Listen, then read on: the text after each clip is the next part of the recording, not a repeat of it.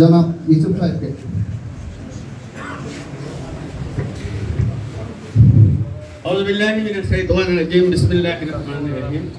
আজকের এই মহতী সভার সম্মানিত সভাপতি ওসি সাহেব, সেকেন্ড অফিসার, আমার হাই স্কুলের বন্ধু হারুন ভাই এবং অন্যান্য অনেকে আমার এখানে ক্লাসমেট আছে, মুরব্বীরা আছেন। এই স্কুলে আমি লেখাপড়া করছি। স্কুল ছিল এখানে ওই টাঙ্গির ওইখানে, ওই ট্যাঙ্কির ওইখানে ছিল প্রাইমারি স্কুল, এখানেই বড় হয়েছি। এই সমাজ এমন ছিল না 40 বছর আগে, অনেক সুন্দর একটা সমাজ ছিল।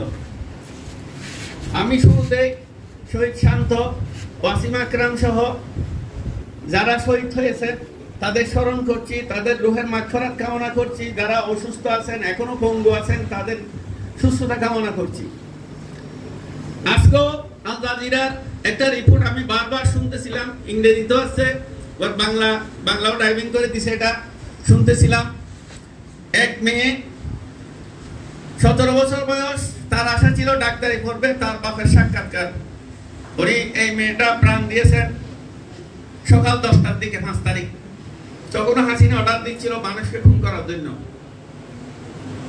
এই মেয়েটা বলছে যে বাপকে, বাবা আমি আসবো না, আন্দোলন যে পর্যায়ে গেছে আমি ভাষায় আসবো না, এটা সফল না করে। কিন্তু পরবর্তীতে এই মেয়েটা 10টার দিকে শহীদ হয়েছে। আজকে এই বাবার আশা, মায়ের আশা, এই ছোট্ট মেয়েরা, ছেলেরা জান দিয়েছে আমাদের এই দেশকে আবার সত্যিকারের স্বাধীন করার জন্য। এরা আমাদের মেয়ে, এরা আমাদের ছেলে, শান্তরা আমাদের সন্তান, আমরা এদের গার্ডিয়ান। আমরা পারি না, সেটা তারা পেরেছে। আমরা অনেকদিন দুনিয়াকে বুক করেছি। আমরা শহীদ হলে কোনো সমস্যা নেই, আমাদের কেউ যদি শহীদ করে ফেলে। আমরা তাদের পক্ষ থেকে বলছি, এই নতুন স্বাধীন দেশে কেউ চাঁদাবাজি করবে, মাদক ব্যবসা করবে, ইয়াবা ব্যবসা করবে, পুলিশ মানবে না, কোম্পানিগুলির এমডি মানবে না, টাকা জোরে মুরব্বী মানবে না, বেয়াদবি করবে, এগুলি আমরা সহ্য করব না। আল্লাহ আমাদেরকে যদি শহীদ করে, সেটার জন্য শুকর আলহামদুলিল্লাহ। আপনারা জানেন আমার পলিটিক্যাল পরিচয়, আমি আওয়ামী পরিবার থেকে এসেছিলাম 40 বছর আগে। তখনই মৃত্যুর কলমা পড়ে ফেলেছি। আমরা মিছিলে দেওয়ার আগে কলমা পড়ে উজু করে মিছিলে যেতাম। সুতরাং আমাদেরকে ভয় দেখাবেন না। আল্লাহ যদি মুনাফিকি থেকে হেফাজত করে, মৃত্যুকে ভয় করার কোনো কারণ নাই। যারা এখন মাদক, এই যে সূরা মায়েদার 91 নম্বর আয়াতটা এখানে বলছে যে শয়তান তো চায়, আল্লাহ বলছে যে তোমাদেরকে মদ এবং জুয়ার মাধ্যমে তোমাদের মধ্যে শত্রুতা সৃষ্টি করতে, হিংসা বিদ্বেষ সৃষ্টি করতে, এবং নামাজ এবং আল্লাহর জিকির মানে কোরআন থেকে দূরে সরিয়ে রাখতে। শয়তানের কৌশল এটা। এখন আমাদের আফা আমাদেরকে অনেক কিছু দিয়ে গেছে। সবচাইতে বড় জিনিস হচ্ছে যে এই দেশের রোডঘাট জানেন কি অবস্থা, ড্রেনেজের অবস্থা, সবকিছু আওয়ামী লীগের একজন লোকে যে টাকা নিয়ে গেছে। শুধু যদি আখতারুজ্জামান বাবুর ছেলে ভূমি প্রতিমন্ত্রীর টাকা দিয়ে বাংলাদেশের খাল বিল সব ঠিক হয়ে যেত। 27,11,000 কোটি টাকা নিয়ে গেছে এই দেশ থেকে। এই দেশটা আজকে সিঙ্গাপুরের মতো হয়ে যেত, কোনো সমস্যা হতো না। আজকে মানুষ নদী সংস্কার না করার কারণে গড়বাড়ি হারাচ্ছে। আমি ওইদিকে যাবো না। সবচাইতে মারাত্মক সমস্যা আজকের এই উপস্থিতি দেখে আমরা আসলে মাঝে মধ্যে, আমরা তো মানুষ, আমরা হতাশ হয়ে পড়ি, পারবো কিনা এগুলি দমন করতে।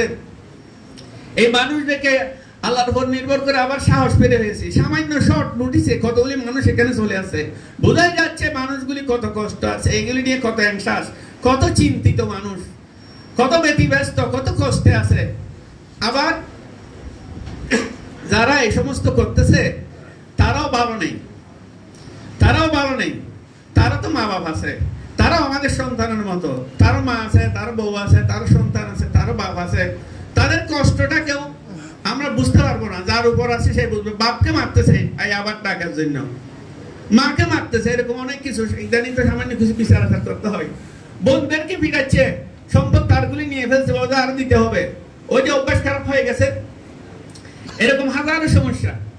এই সমস্যাগুলির কথা লম্বা বলবো না, কারণ এইগুলি যদি দমন করতে না পারি, এটা কিন্তু আমার ঘরে আসতে দেরি হবে না। অনেক ভালো পরিবারের সন্তান নষ্ট হয়ে গেছে। আপনি যদি আপনার পাশের বাড়িতে আগুন লাগে, আপনি যদি বলেন আমার কি হয়েছে, আমি তো 10 তলা বিল্ডিং আছি, কিন্তু আপনার ঘরেও আগুন এক সময়ে লাগতে পারে।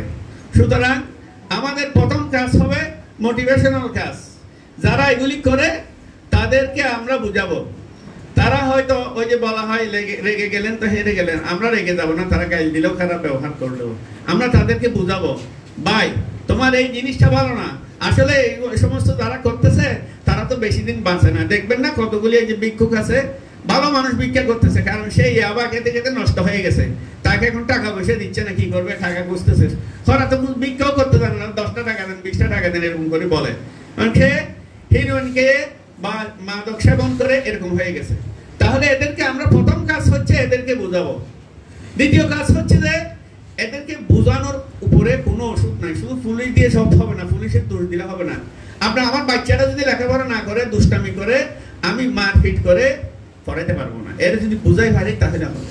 আপনি ছোট বাচ্চারা যখন দেখবেন যে রাস্তায় খেলাধুলো করতেছে, আপনি যে এখানে কি করতেছো, তোমরা সবাই ঘরে যাও, ঘরে যাবে না, হয়তো ওই একটু করে যাবে আবার আসবে। আপনি এটার বিপরীতে দেখেন, পকেটে কয়েকটা চকলেট রাখেন, 2টা চকলেট বেশি দামি না। এদেরকে দেখলে প্রথমে ডাক দিবেন না যে একটা চকলেট দেন, আসো আসো বাবা। মসজিদে যাবেন, আমিও রাখি মাঝে মাঝে পকেটে। মসজিদে বাচ্চারা গেছে, আমরা এদেরকে জ্ঞানর ভ্যানর করি, এই পিছনে যাও, এই এরা মসজিদে আসবে না, এরা আপনি একটা চকলেট দেন, ও বাচ্চাগুলো একটা চকলেট দেন। এরকম 2-3 দিন পরে যখন আপনি কথা বলবেন, আপনার কথা শুনবে। কারণ মানুষ এরকম, মানুষকে আদর করে শিখাতে হয়। এদেরকে যদি হিংসা করি, সবাই যদি বলে পুলিশ ধরে নিয়ে যাক, কয়জন ধরবে? এইভাবে হবে না। এদেরকে আগে আমাদেরকে মোটিভেশনাল প্রোগ্রাম এদেরকে বুঝাইতে হবে। এদেরকে বুঝাইতে হবে যে ও বেশি দিন বাঁচবে না, যে ঠেলা গাড়ি চালায় সে অনেক দিন বাঁচবে, কারণ তার পরিশ্রম হচ্ছে, গায়ের দাম ধরতেছে, হালাল রুজি, তার এত অসুখ হবে না। কিন্তু যে বসে বসে এই সমস্ত কাজ করতেছে, নেশা করতেছে, তার লাইফ শেষ। আর জুয়া এমন এক জিনিস, এটা রাজার রাজ্য ফুরিয়ে যায়, সব শেষ করে দিবে এটা। আর খুব বেশি কথা বলবো না, আমাদের সম্মানিত প্রধান মেহমান ওসি সাহেব আছেন, উনি কথা বলবেন। এরপর আর একটা বিষয়, উনিও ছিলেন পরশুদিন একটা প্রোগ্রামে, পুলিশ কমিশনার ওইখানে কথা আছে। আপনি এই হুটিগুলিকে যদি সবসময় ধরেন, সবগুলি সমাধান হবে না, গোড়ায় হাত দিতে হবে, প্রথম বুঝাইতে হবে। আর না হলে এদেরকে যারা পরিচালনা করে, এই পিচ্ছি ছেলেদেরকে দিয়ে যারা ব্যবসা করে, এদেরকে যারা সাপ্লাই দেয়, তারা আনে ভিতরে ভিতরে এদের খোঁজ নেন, গোড়ায় হাত দেবেন, সব ঠিক হয়ে যাবে। এদেরকে ধরতে হবে। এবং আমি বলবো প্রত্যেকটা সমাজে পুলিশকে সহযোগিতা করতে হবে। পুলিশও আমাদের মতো মানুষ, ওনাদেরও সীমাবদ্ধতা আছে। কিছু হলে সবাই ঝাঁপিয়ে পড়বেন। আমি প্রস্তাব করব এখানে একটা হোয়াটসঅ্যাপ গ্রুপ করার জন্য সামাজিক, যেটাতে এই সমস্ত বিষয়ে তথ্য যাবে, আমাদের প্রশাসনের কাছে যাবে, আমরা পাবো। কোনো এলাকায় কিছু হইলে সবাই ঝাঁপিয়ে পড়বো। এতগুলি মানুষ যদি সমাজে ঝাঁপিয়ে পড়ে, এরা দাঁড়ায় থাকতে পারবে না। আর একটা বিশেষ কথা বলবো, সেটা হচ্ছে যে আমাদের বাচ্চারা শহীদ হলেন, জেল কাটলেন। আমার ছেলে আকিব ইবনে ইউসুফ পতেঙ্গা থানার সভাপতি ছিল, এখন মহানগরীর দায়িত্বশীল, যাই হোক প্রশাসন সম্পাদক। ও গেছিল শান্তির লাশ আনার জন্য, আমি অপেক্ষা করতেছিলাম। তারা ভোরে দেখতেছে রাত্রে আর আসতেছে না, আমি মনে করছি ইয়ে শেষ হয়ে গেছে, ও আন্দোলন ওইখানে ছিল। শান্তর লাশ দেয় নাই, শান্তর লাশটা ওইখানে নিয়ে গেছে, এদেরকে দিচ্ছে মার্ডার কেসের আসামি। কে মার্ডার কেসের আসামি? যারা খুন করছে তারা না, রনিরা না, ছাত্রলীগের ছেলেরা না, কে আমার ছেলে এবং এই একজন জয় আছে, তাদেরকে দিচ্ছে মার্ডার কেসের মামলার আসামি। এর পরের দিন খবর পেলাম, এটা বলে শেষ করে দিচ্ছি, ওসি সাহেব কথা বলবেন। আমি এর পরের দিন ফোন করে 12টার দিকে জানতে পারলাম যে ও অ্যারেস্ট হয়েছে। আপনি বিশ্বাস করবেন, আল্লাহর সাক্ষী রাখি বলতেছি, আমার ছেলের জন্য সেই থেকে এই পর্যন্ত একবারে চোখের পানি আসে নাই। আমি বলছি জেলের ভিতর আছে, আর আন্দোলন করতে গেছে, আল্লাহ যা করা হবে। কিন্তু আমি বারবার কেঁদেছি শান্তের কথা। শান্ত আমার ঘরে আসতো, তার ছেলে দেখলে আমার ঠান্ডা আসে। এই যে ছেলেগুলি প্রাণ দিল, শহীদ হলো, তার মা বাবার একমাত্র সন্তান, একমাত্র ছেলে, কত আশা ছিল। এরা দেশ স্বাধীন করছে, আর আমরা এভাবে ব্যবসা করবো, চাঁদাবাজি করবো, এগুলি জনগণ সহ্য করবো না। জনগণ ঐক্যবদ্ধ হলে আল্লাহ বরকত দিবেন এবং এরা পালিয়ে যেতে বাধ্য। আসসালামু আলাইকুম ওয়া রাহমাতুল্লাহি ওয়া বারাকাতুহু।